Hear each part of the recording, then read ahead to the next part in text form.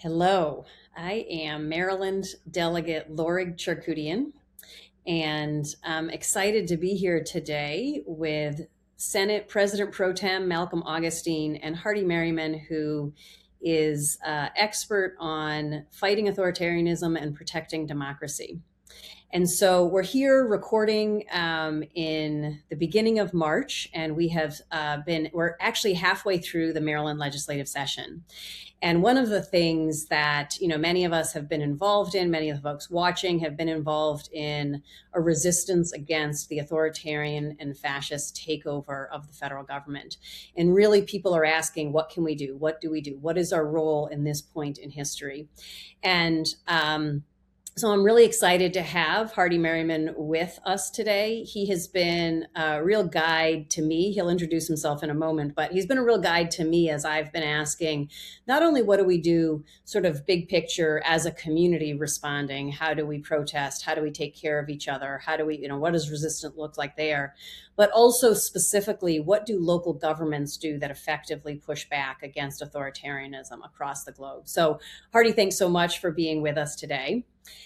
And I'm also thrilled to have Senator Augustine, who even before this really challenging time that we're facing, Senator Augustine has been a real partner of mine in the Senate. And I feel like we've done really good work together on social justice issues, on issues about protecting the most vulnerable people in our communities, whether that's around energy, whether that's around mental health issues, whether that's around just making sure that folks can pay their bills and have a shot at economic justice and for themselves and their families. And so it's been a natural, Senator Augustine has been a natural ally as we've shifted to this really challenging time in our country. And we're asking these questions about what is it that we do to fight authoritarianism? How do we resist as a state?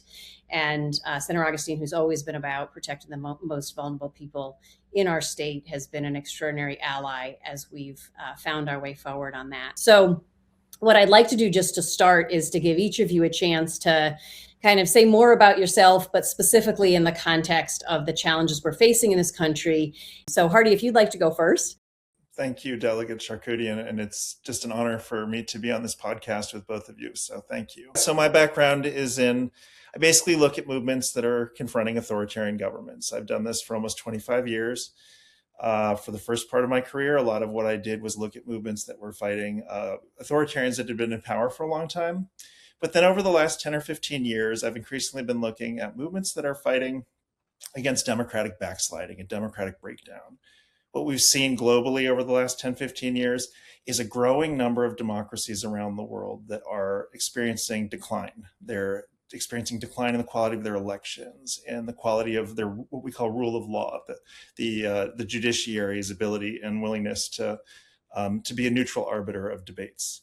We're seeing crackdowns on rights globally. And so increasingly, ordinary people all over the world are asking, what can we do? How can we push back when our institutions are failing us?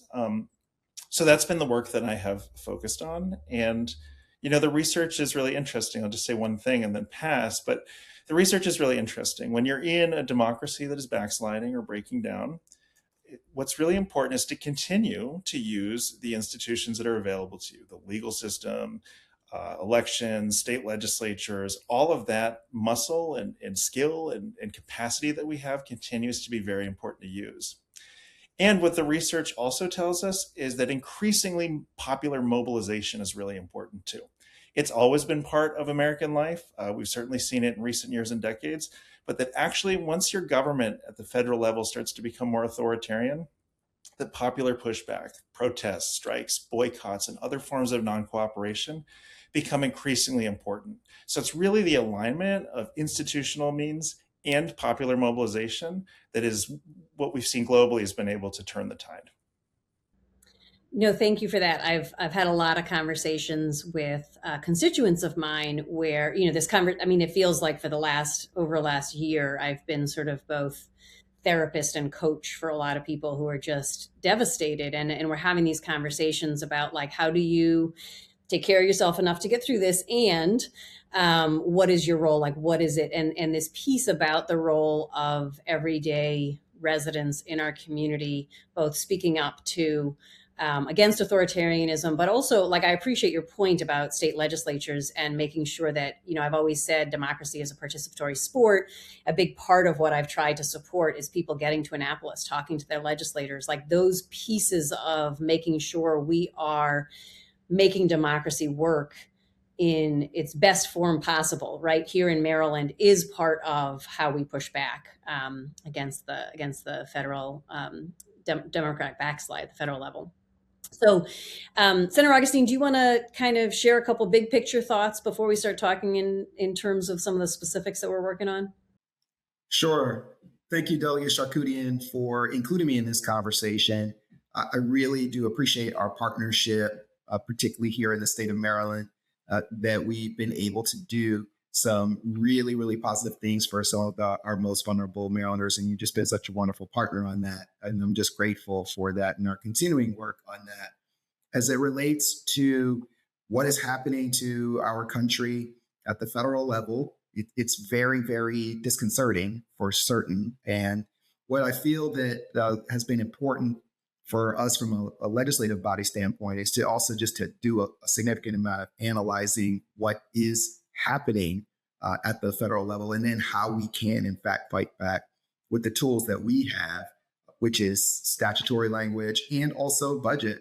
And we really have been concentrating in the Senate on finding those places where we can fight back, where we can defend the rule of law, where we can defend what we find to be most important for the people of our state. We do that, though, in the context and an understanding of the lawlessness that we are facing, though, because that's actually different for us, in that context really does matter, in that the things that we are doing, we have to know that some of those existing mechanisms that we were there to protect us and that we felt were there as protections really don't apply as it relates to this administration. And so that has been something that I think that's just been very, very important as we've looked to figure out the best way for us to protect our state, figure out the best way for us to do that with those tools that we have. And that's been the work that we've been trying to do. One of the things, as you know, Delegate Charkoudian, that I've worked on in that regard is just that the terrorizing that's occurred inside of our community. And I think that Hardy would know, probably with his work, he would know that that's a part of how this whole thing works across the globe. And for us, in the area that I represent, Prince George's County, I mean, that has been through ICE and them absolutely terrorizing our community, and them coming in wearing masks and doing their very best to just terrorize those of us, all the Marylanders, not just those who are undocumented in our state. And so one of the things that we looked at to fight back against that was to do a banning of wearing masks, not just for the federal authorities, but in law enforcement overall, because we do know that we want what we're doing to be to stand up to legal scrutiny, and we're going to fight back with it. And that's just one of the ways, at least, that I'm a sponsor of, and one of those things that we've identified as being a place where we can fight back against what's happening at the federal level, just to give you an example. And the things that I've found to be very important. Thank you for that. And I think I am going to come back and ask you in a minute to talk about the budget piece of it, because you're now on the budget committee. I'm not. So I'm interested in sort of the ways that we can be creative with budgeting as we try to respond, especially even while federal actions have made our budget so much tighter. So that's coming as a question, just so you know. I think, Senator Augustine and I represent very similar communities. We have, we're very lucky to have communities that have a lot of immigrant communities in the districts that we represent, and they make our communities so much richer and so much more vibrant, and also at this moment in time, more vulnerable. And the people we represent include documented and undocumented, but the terror that this federal government is raining on our communities, it's actually irrelevant. People who are sort of quote unquote following the rules to go to their asylum, meetings, getting picked up and kidnapped, detained, deported, tortured. And so we see that in the streets. And one of the things I've been talking about, my bill, the No Kings Act, recently passed out of the House, attached to another bill. And part of what my bill does is it gives the No Kings Act, which is also Senator Waldstreicher has it in the Senate, and it gives a path for civil remedy. So it basically allows our residents to sue federal agents when they violate their constitutional rights. And part of what I talked about on the floor as that bill was moving through is, there's really two pieces to it. One part of it is protecting the most vulnerable people in our community who right now are under attack. But the second is recognizing that the way authoritarian takeover happens is starting with the most vulnerable, the people that folks could shrug about, sadly, are willing to shrug about, to say, well, maybe they did something wrong, whatever it might be, until eventually it continues and continues until nobody has any rights. And Hardy, I just wonder if you want to talk about that aspect of it and how sort of the frog in the boiling point sort of shows up, and why it's so important that we're kind of taking big steps now, knowing where this could go if we don't. Sure. Yeah. I mean, there are a number of different angles I could sort of focus on. One is that I feel that time is our scarcest resource right now. It's our most precious resource. The thing about authoritarians is they don't get easier to push back against if you let them entrench themselves. You have to push back early and clearly and as strongly as you can. And so I really want to commend you for your leadership, both of you, for pushing back, because I recognize that one of the common things we see in backsliding democracies is it's incredibly confusing. And frankly, it can feel demoralizing, right? I mean, the news has not been good. And so we're aware that there's no one single thing that's necessarily going to turn the tide, but that all of us, when we play our part as well as possible, and particularly when we play as a team in alignment, state legislatures with civil society, working together more and more, that we're actually strong enough to push back and win. So the timeliness, the pushing back early is really important. And then the sort of question, how do you respond to authoritarian repression? And I completely agree with you. Authoritarians will try to pick on a population where they think they can get away with it. And then just, if they are able to get away with it, the message that the authoritarian gets is, okay, I got away with it. Who's the next target? They will victimize and target particular populations where they think they can play off of prejudice, xenophobia, racism, sexism, or other forms of prejudice to devalue those that they're abusing. And then at the level of grass tops organizations, whether it's unions or universities or law firms, they'll try to pick off one at a time. And every time they get away with it, they learn, we got away with it, now we're going to do it again. And so the antidote to that is solidarity and mobilization. The antidote to that is that when they do repression through ICE or through funding cuts or whatever else they're trying to do, that we actually rally and mobilize and become stronger as a result. It's what we call backfire. When they do repression, we use those cycles of attack to actually go stronger, to mobilize people, to get into greater alignment, greater coordination, to push back legislatively, to push back judicially, and to push back in the form of boycotts or protests. And that when we do that, when we respond to repression that way, that also sends a message. That also has some of the greatest potential to deter the authoritarian and then ultimately build the power we need to be able to reverse things. Thank you. I want to talk a little bit about sort of our first success of the year, right? We moved fast on banning 287G. And I wonder, Senator Augustine, can you talk about that and how that became our priority this year? And I think this sort of falls on the line of, Hardy, as you talk about boycotts, sort of the non-cooperation with the authoritarianism. And so, Senator Augustine, do you want to talk a little bit about that ban? Sure. We had significant debate on the floor about the banning of 287G and why we thought it was important.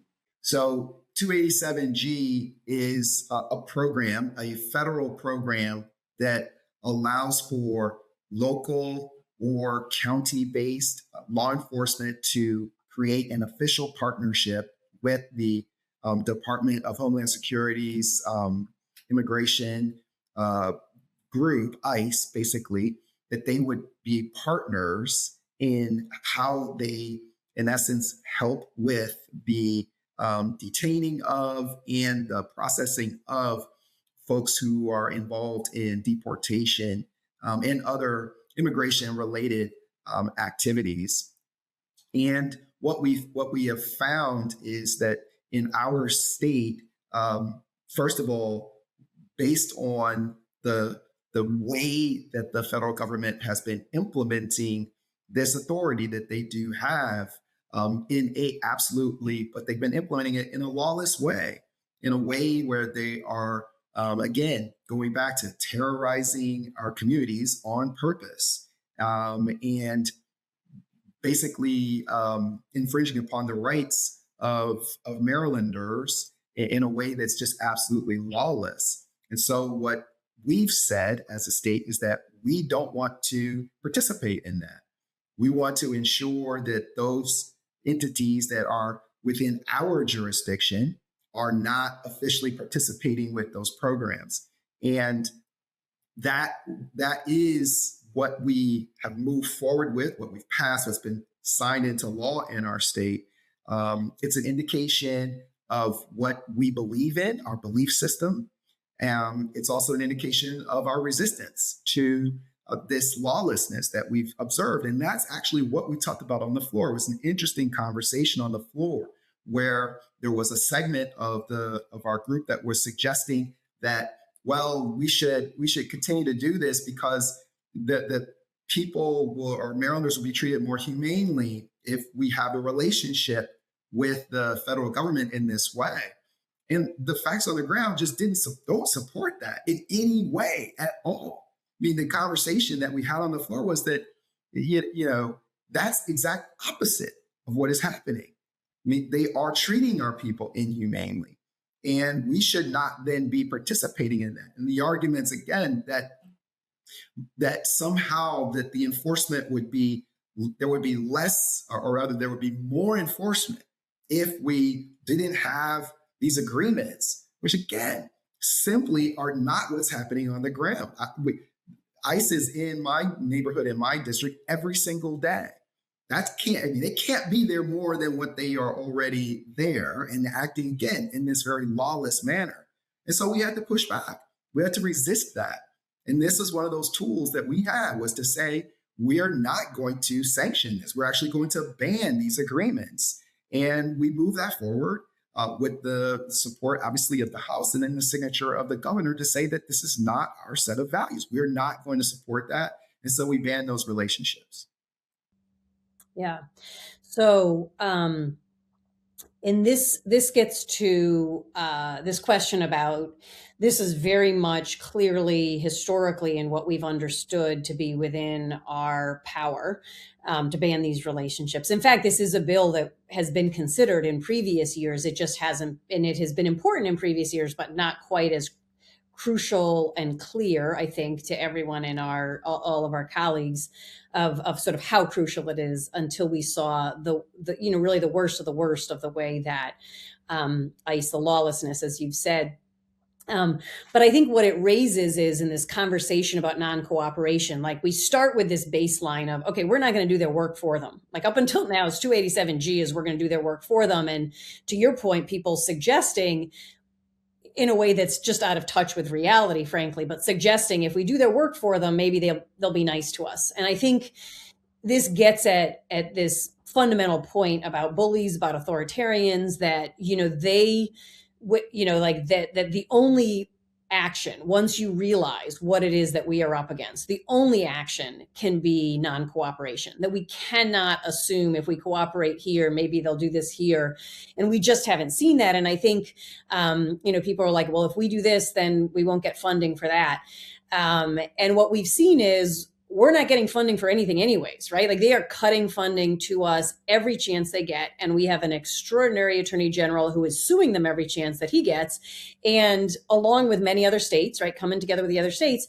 And often we're getting that money back. And so the solution isn't pander, cower, sacrifice our residents in the hopes that maybe we'll get crumbs. The solution is stand up and don't cooperate and keep fighting.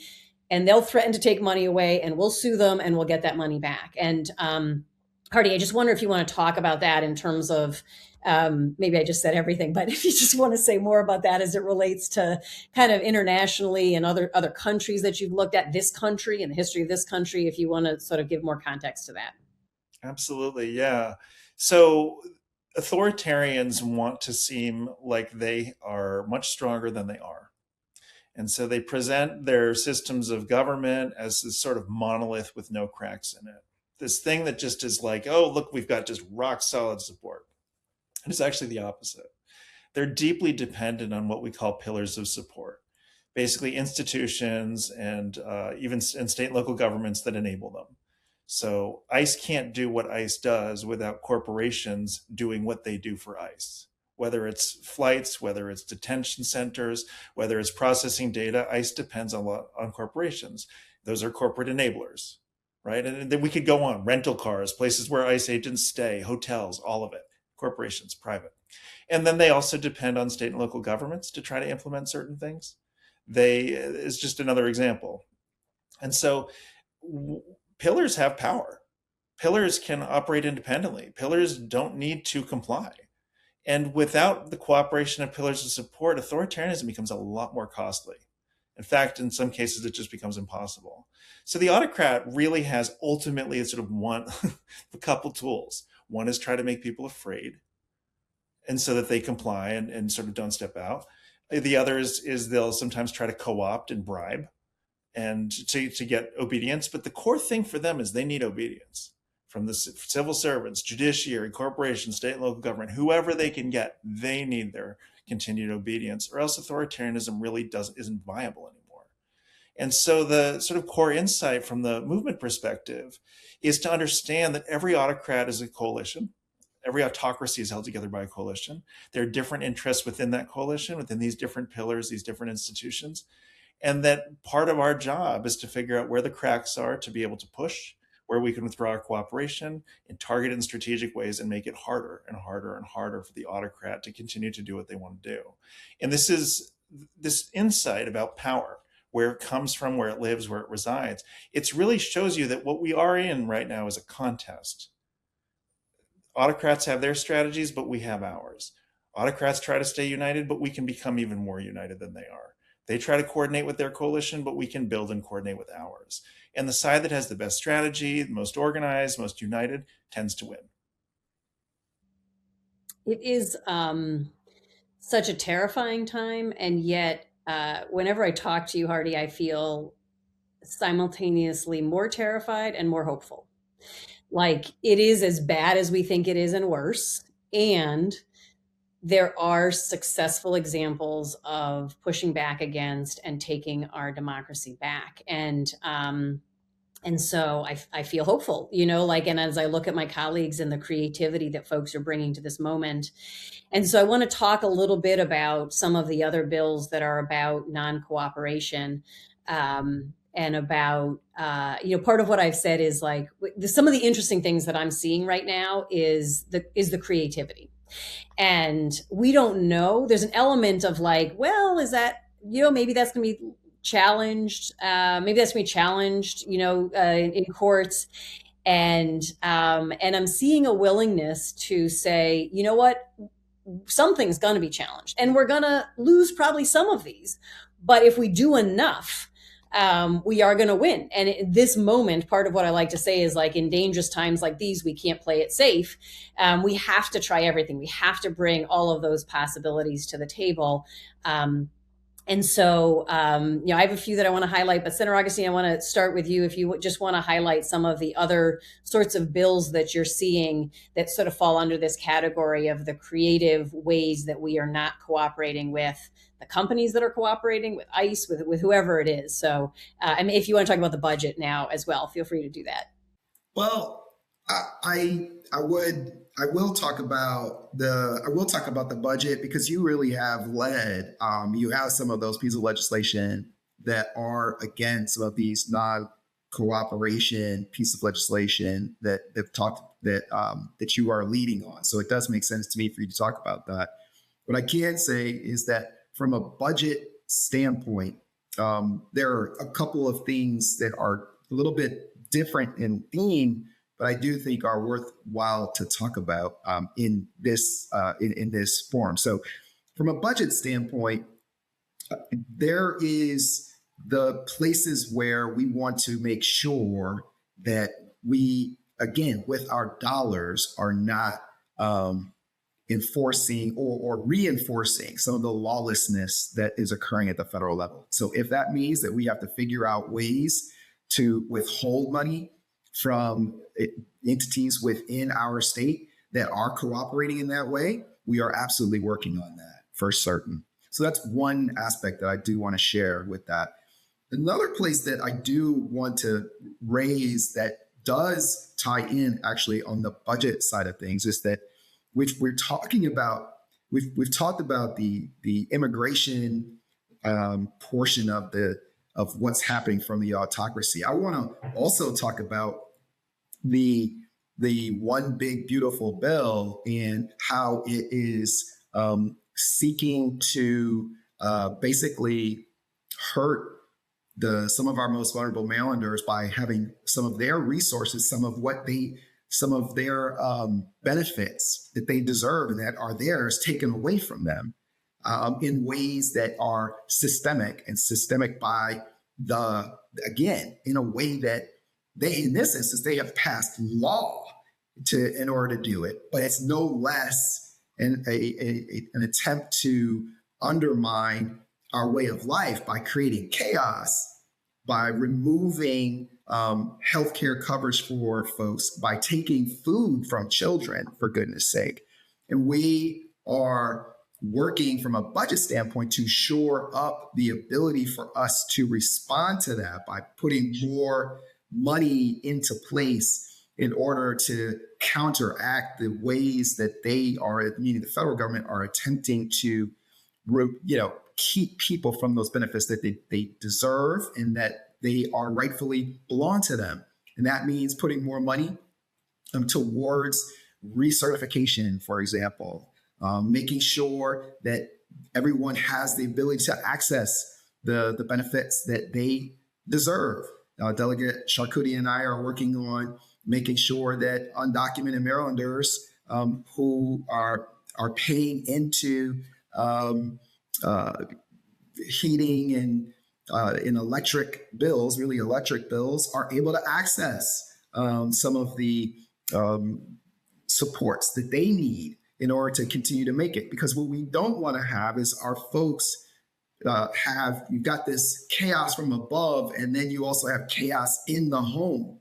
And we want to do everything we can to keep our values going inside of our homes as well, so that we are able to really work together to concentrate on what's happening at the federal level. So for me, though, all of that though is really in response to some of these actions from the federal government, where again, they are really trying their very best to undermine our way of life. And so we really have to work hard to support that, because it's worth fighting for.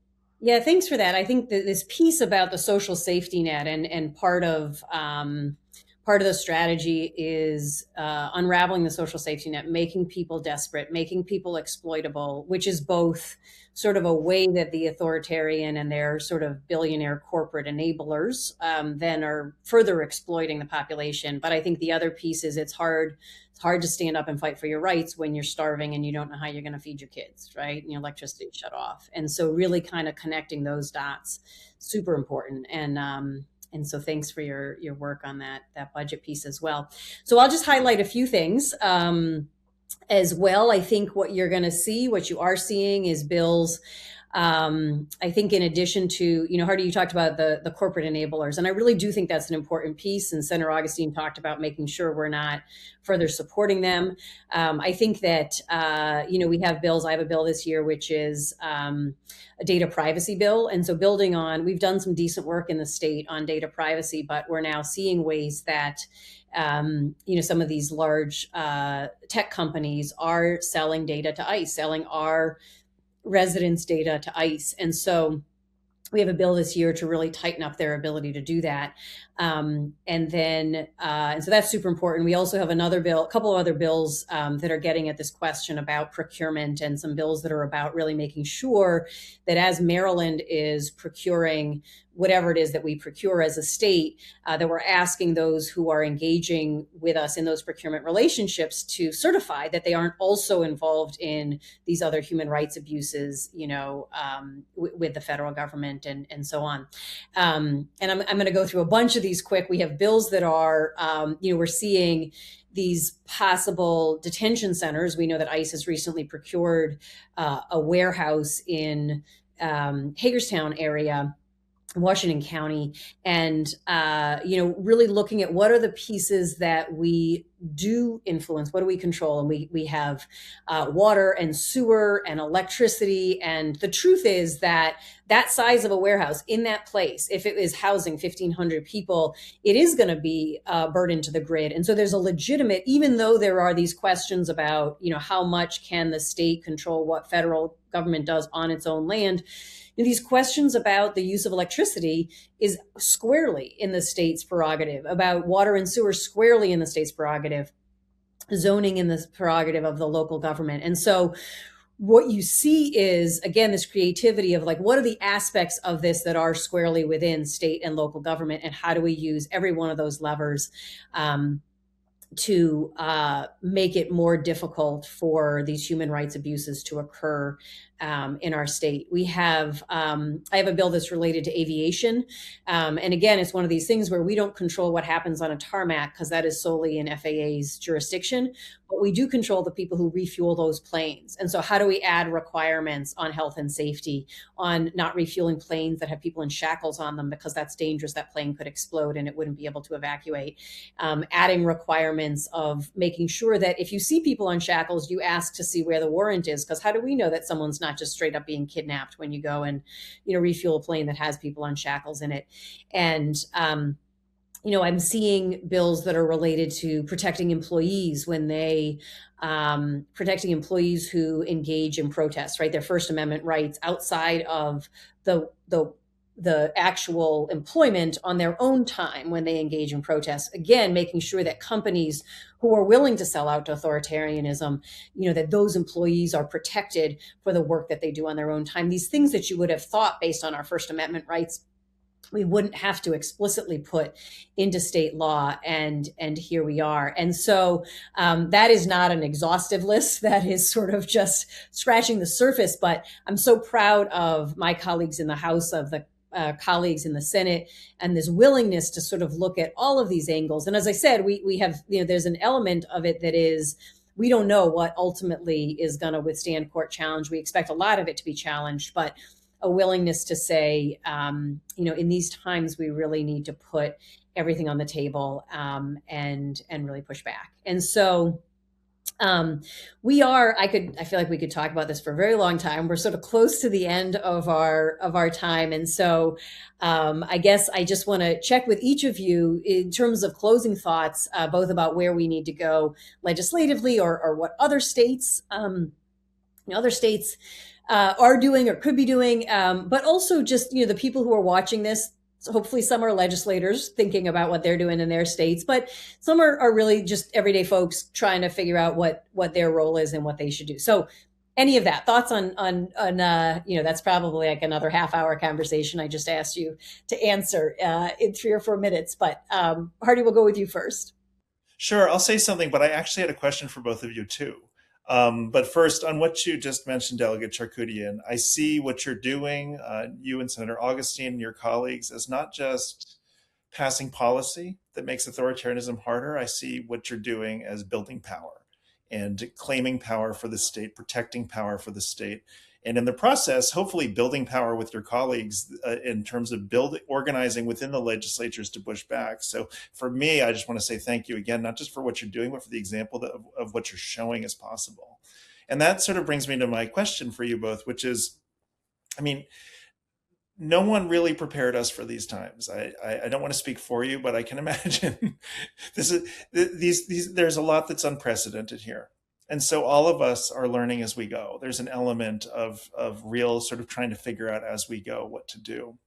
And so, even when the issues of authoritarianism and moral clarity and the law are clear, it's still hard to get institutions and bureaucracies to move. It's still hard to get them to pivot, especially quickly. And so I wanted to ask you both what you've learned in the process of the organizing you've been doing in the legislature to push back. What are some lessons that you've learned? And particularly, I too am thinking about other state legislators around the country that are watching this. And I'm thinking of a legislator who wants to do something and is not quite sure where to start. What are some thoughts you might share with them about both from reflections from what you have learned or recommendations about where they might move? Senator Augustine, do you want to go first? Sure, I'd be happy to. Thank you for the question, Hardy. I would say that one is we do our best to do our homework to understand what is happening. And for us to then be able to think about how we may be able to respond. We then also do, including for us in the state of Maryland, we look to see what others across the country, other state legislatures are doing. Our legislative session started in January. There was other legislatures who may be full-time, who may have introduced different pieces of legislation that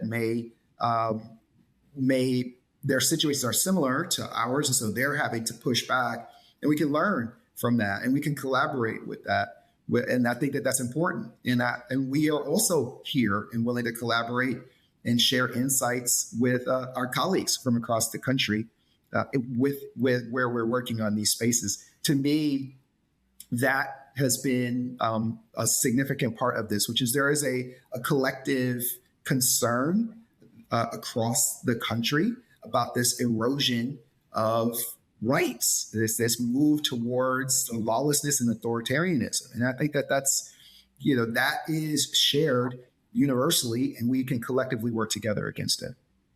I think that's right. There's, all of these chat groups everywhere where people are like, "Oh, did you see what New Jersey's doing? Take a look at this," and we could do that. And there really is. I think we always have historically, worked across, state legislators talking to each other. We learn from each other all the time. But the speed with which, normally you get to go to the conference in July, and then you get to think about it, and then the speed with which ideas, are kind of being shared in these networks, I think is significant because there's a need to respond so quickly to each kind of new horror, and I feel like I came into this understanding, having read Project 2025, understanding, I thought pretty clearly what was coming and how horrible it was, and even I have been surprised, just at that, okay, you're gonna do that now. And so just the speed at which we have to respond, I think is just, that's been a bit of a surprise, and I think we're doing that. I would say, I think the lesson, I think just the need for creativity, and I've just been impressed with some of the creativity of my colleagues and folks across the country as well. But I also think a need for determination. So when I started working on these airline issues, very quickly ran up against the Federal Aviation Administration controls everything on the tarmac. And so it's easy to sort of stop there and go, well, that's too bad. We can't do anything about that. And so I literally, starting knowing nothing about aviation law, opened up and just read through all of the Maryland aviation law, just read the code, and it took several hours. But it allowed me to see oh, there's a crack right there. And oh, it looks like we control this right here.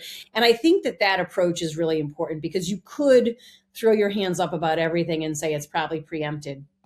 But a lot of it is, but again, to just go back to when none of the norms and none of the laws, and Senator Augustine's term of lawlessness in terms of how the federal government is operating is so important. We can't count on it's preempted because the FAA will just take care of safety. No, they're not. They're willing to sacrifice human beings for ICE to be able to, meet these absurd quotas. And so we need to step up in whatever the tools are that we have to create that safety in on the tarmac in our airports, right? And that's just one very specific example. Just broadly, though, I think sort of not taking no for an answer, being creative, staying determined. And then the last thing I'll say is just the partnerships, like just kind of closing sort of where I started, which is my gratitude to you, Hardy, for guidance that you've provided me and people you've introduced me to who kind of are thinking in this way because they've been doing it across the globe for the last 30 years, in really thinking about the creativity that we have to bring to this. So now I'm going to put it back on you since you diverted my initial question by asking us a question. Hardy, what do you have for closing thoughts? So pushing back against authoritarianism is a team effort. And so if we're in the contest, you've got the autocrat as one player, but there are these other players. There's federal civil servants, there's state civil servants, there's the judiciary, and there's opposition political parties, there's civil society, there's small business, there's large business, all these different players that can push back. And playing as a team means we have to be in greater alignment than we're used to have to being. And I can just speak for the civil society sector. Like you have labor unions could be as one lane, and then you have faith communities, and then you might have, civic associations and veterans groups and advocacy groups and PTAs and universities, all different, sort of normally used to staying in their own lanes. The key thing is we have to organize cross-sectorally now. So it's not, if you have unity within your base or within your particular organization or entity, fantastic. Then the next question is, do you have unity with your allies, like real unity, the people who are also in your sector? And then do you have unity across sector? If you are in a labor union, are you reaching out to faith communities to see where you can get alignment? Are you reaching out to veterans associations? Are you reaching out to civic associations and so forth? And then increasingly also doing the kind of alignment that, it's been so great to work with you, Delegate Charkoudian, to say, look, I'm from civil society, you're in the state legislature, let's work together. Let's find ways to work together. Proactively thinking about how we're going to play as a team and what roles we're going to play is a big part of how we're going to win. And I would really put a lot of emphasis on proactive. If you who are watching this video are thinking, there's a bunch of great organizations or leaders or even just like people I know who, I've never really raised this question with them of what they're thinking about this time or how they're thinking, what sense they're making of it or what their plans are. Now's the time to ask them out to coffee. It starts with a conversation, and none of us should be shy about it. We should be willing to talk to others and sort of figure out where they are and start to figure out how we can organize with them. Thank you. Senator Augustine? Very straightforward. An equitable rule of law is worth fighting for. We must do so. Everyone has to play their part in it, and we're here to do it. I'm here to do it. And we all should have that as our North Star as we are facing this authoritarianism where there's a suggestion that power is all that matters, which is sort of like their mantra. And we have to push back against it. Our way of life is on the line. And we got to fight for it. And that's it. Well, thank you both for taking the time. It's continues to be an honor to work with both of you. And I'll just close by saying it's also an honor to work with all of our colleagues, as I've said, but I do want to highlight, we focused mostly on the role of state legislatures, which is what we're here to do. It's our job.